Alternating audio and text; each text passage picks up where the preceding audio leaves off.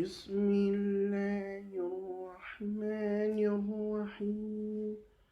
واذكروا إذ جعلكم خلفاء من بعد عاد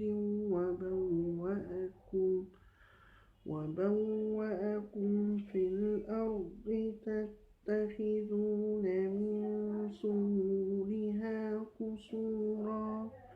وتنحتون الجبال بيوتا فاذكروا آلاء الله ولا تعثوا في الأرض مفسدين قال الملأ الذين استكبروا من قومه للذين استضعفوا لمن آمن منهم